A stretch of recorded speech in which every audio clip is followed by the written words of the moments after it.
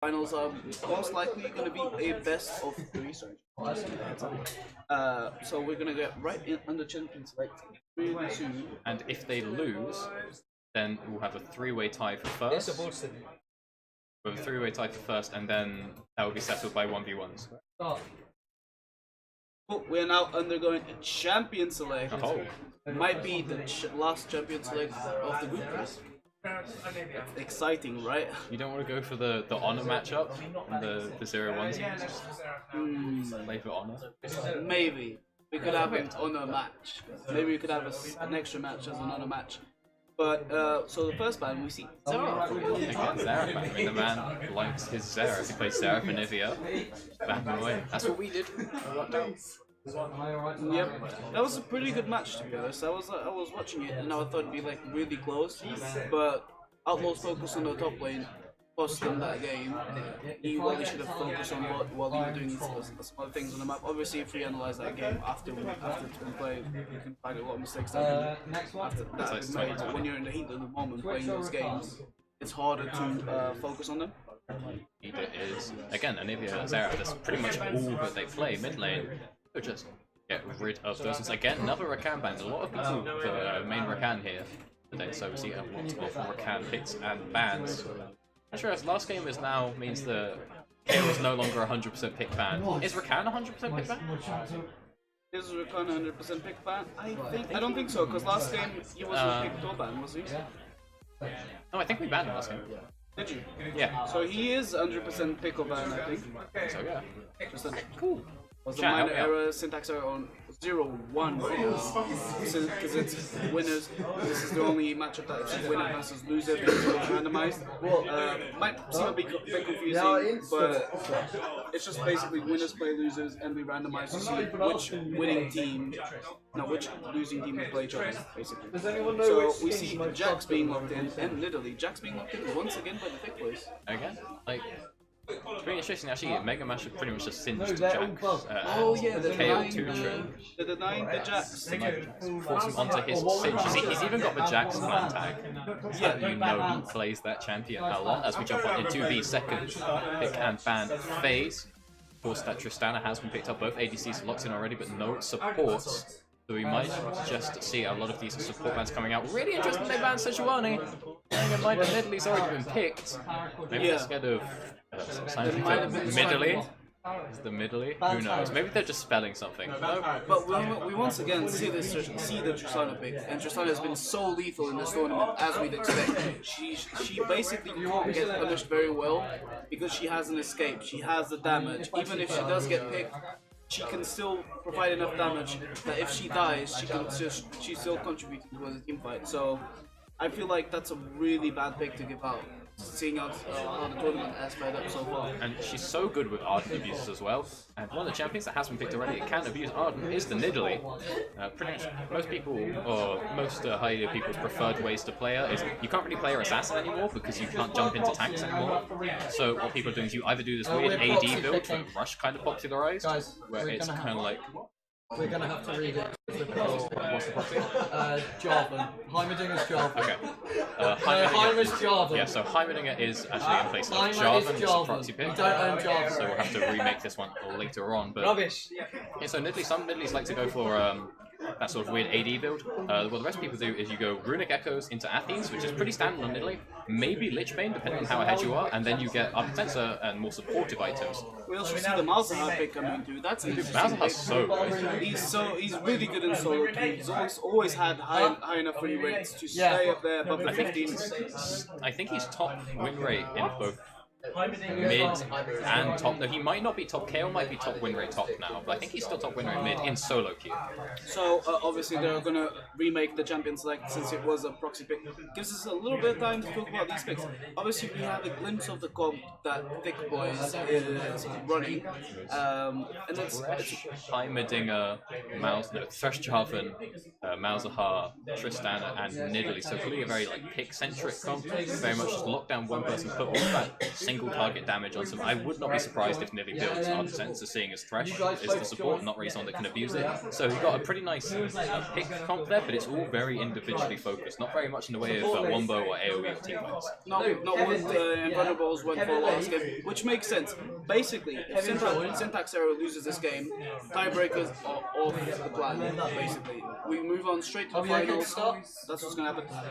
But if Syntax Arrow wins this game, that means Invulnerables, Syntax Arrow, and whoever wins that third match today will move on to tiebreakers. Tiebreaks being pretty much house rules, not house rules, so like TSM rules. I think people call them because that's how TSM popularized them, doing their little in-house 1v1s, which is first to 100 CS, first to tower, or first to first blood. Are we going to do it on Howling? Howling Abyss, yes. Okay, so starting level 3 as well. So tiebreakers are a really good way of cheesing off and basically randomizing the last seed for the final. Obviously, Slapnut Reviewed, your team's been looking really dominant. You struggled a bit. Can I say what you mean? You struggled a bit. Say it You struggled a bit in the early game of the first game. I remember that. But then you managed to pick yourselves up mid-game, late game. You just rolled through it so fast, and you were so like definitive with your macro and your plays. It puts you guys as uncontested right now. Our jungler just has really good shot calling. He's just. That jungler being you. Oh well, I mean, technically, yeah, but he's just the best. Champion Select is undergoing right now. That Heimerdinger was a proxy pick, which is why we're doing Champion Select. Hopefully the players are being as fast as they can. I think they are. So, same picks, same bands, except Heimerdinger is replaced by Jarvan, was it? Yeah, it was Jarvan. Yeah, Jarvan in the jungle there for James Dukes there. Or Doak. James How do you say his name? Dukes? Still one.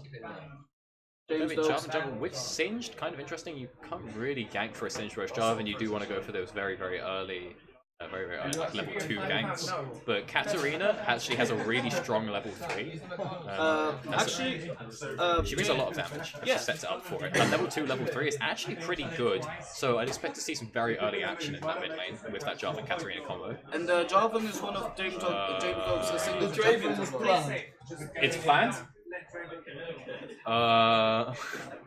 Okay, they've gone for it's a weird intentional. comp. It's an intentional Draven pick. Okay. Oh, I'm ready. Okay, so I think that's Draven support, pretty sure. And you Twitch jungle Jarvan support or something, we're not sure, but it makes sense they just go for all-in level 1 cheese. And if you win, you just play it like it's like a brand support or something. Some of these lane dominant supports. You take Bonder Stone, stand aside, applies it, you get Ardent Sensor as well. Genius! No way he does that. But it'd be funny if he did. Okay, so this should be a pretty interesting bot lane. This is a basic cheese comp.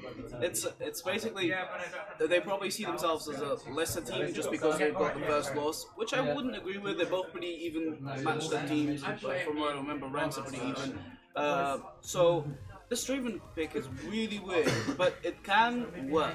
I'm just saying it can work because anything is possible. Can is the operative word. Important to note he is running Ignite as well. Indeed. Okay, points that one out. I mean, it's such a snowballing, except for the Singe. The Singe doesn't really fit, but Katarina, Twitch, Draven, that's a lot of snowballing you have there. So as long as James Dukes can get the sort of early game pressure down that he needs, get those really early ganks out, it could actually work out for Syntax Arrow. Like you said, they might think that they're a bit of the worst team because they're coming into this 0-1. But it's important to note, without trying to brag too much, but also bragging a lot at the same time, Syntax Arrow versus a much harder team in the first round. Yeah, they didn't go up against you guys, which it makes sense that the Draven pick. Okay, it makes sense that they go into this game thinking, okay, this is win or lose. We need to find a way to get control of the game early and smash early game, go through mid game, and that's it. Yeah, and they shouldn't really underestimate themselves like this. All right, and that's okay. Be interesting in 3 minutes. But, What the fuck? you might hear some screams. it's going to be a banger in about 3 minutes. I'm excited for this game because it's such a like a non-classic kind of game. I'm pretty sure this game is going to be bad Fiesta. It's just it.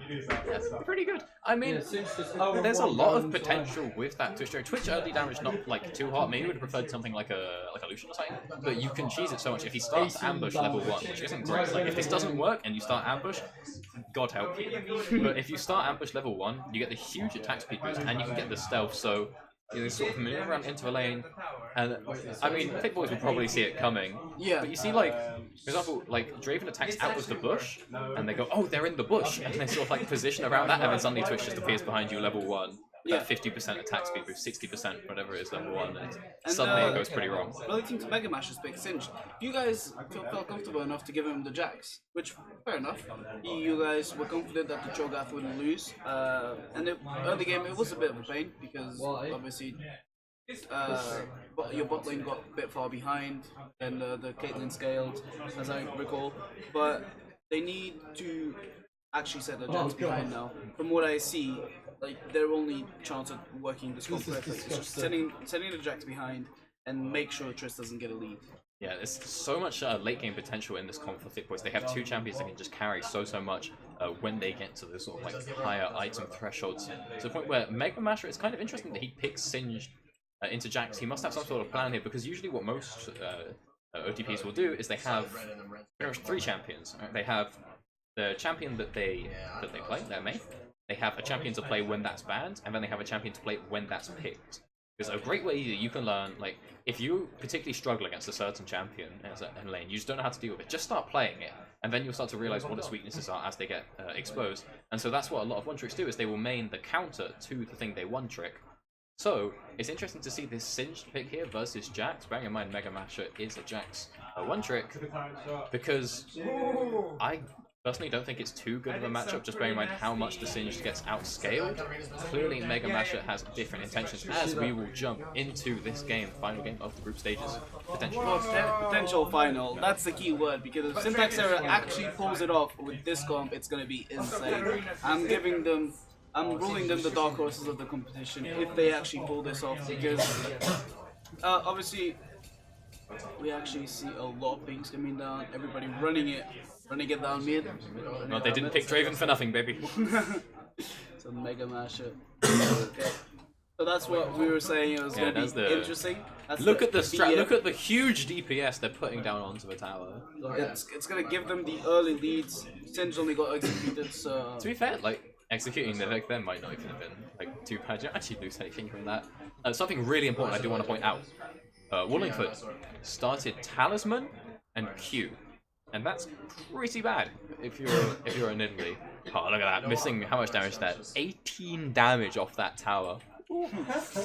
Disgusting damage from Nivik. But yeah, starting Machete and starting Talisman and Q and 3 pots shows to me that Wallingford is not confident on this Nidalee. If you're playing Nidalee, what you tend to do is you go Machete and Q and start blue, or maybe red if you want. Usually blue though. And you start Talisman traps and you start on chickens, and both times you start refillable. If you're a confident Nidalee, you can start refillable and you can kite the camps well, and if you have the right setup. So this screams to me that Wallingford is not too keen on this Nidalee pick, so it's gonna be interesting to see how he plays it. So we're gonna have Nidalee starting on the red side with the bot laner's help, and Jarvan starting on the blue side with the bot laner's help as well. As predicted, obviously junglers usually tend to prefer the bot lane help instead of going like the weirder path, which is Raptors, and then going for that level 2 cheese with red buff as well. Jarvan's actually heading down to bot lane right now. He's only got a blue buff though. Yeah, not as hot as having the red buff. Rydonna has Flay. He wants to try this one. Going in right now, Rydonna! Ooh! Good flash by Rydonna. Only cost him a little bit of damage. And Draven is actually hurting quite a lot. That's the Draven support damage. Rydonna could have tried to Flay the EQ, but if he missed it, then the risk was just too high. And we see Traps are really hard pushing in this mid lane, but I don't expect him to get too punished by it, because there's no CC from Udu or Wallingford except for the silence. And I mean, Katarina is just such a mobile champion, so hard to hit. The man can pretty much do what he wants. You do see junglers maybe colliding up on this top side on the red buff. Yeah, Nidalee going into the Jarvan path.